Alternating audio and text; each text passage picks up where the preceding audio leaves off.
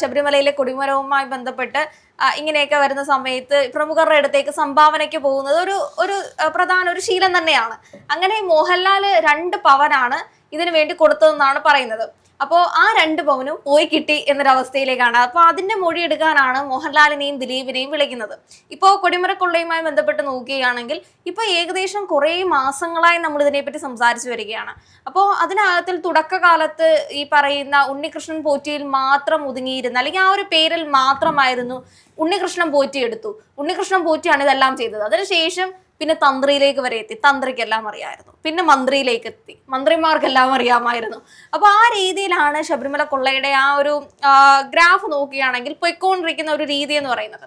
അപ്പൊ അതിനകത്തിൽ ഇപ്പോ ഈ ശബരിമല കൊള്ളയുമായി ബന്ധപ്പെട്ട് അറസ്റ്റ് ചെയ്ത എല്ലാ ആൾക്കാരെയും പുറത്തേക്ക് വിട്ടു, ആരും കൊള്ള നടത്തിയിട്ടില്ല, അങ്ങനെയൊക്കെയുള്ള വാർത്തകൾ ഇടയ്ക്ക് പുറത്തേക്ക് വരുന്നുണ്ടായിരുന്നു. ഇപ്പോൾ ഇന്ന് തന്നെ മറ്റൊരു വാർത്ത എന്ന് പറഞ്ഞാൽ ഇതിന്റെ അകത്ത് തന്നെ, അല്ലെങ്കിൽ ഈ ഒരു കേസുമായി ബന്ധപ്പെട്ട് അകത്ത് പോയിരുന്ന വാസുവിന്റെയും പത്മകുമാറിന്റെയും സ്വത്ത് അല്ലെങ്കിൽ സ്വത്തുവകകളൊക്കെ മരവിപ്പിച്ചു എന്നൊരു ഇ ഡിയുടെ പ്രധാന വാർത്തയും ഇന്ന് പുറത്തേക്ക് വരുന്നുണ്ട്.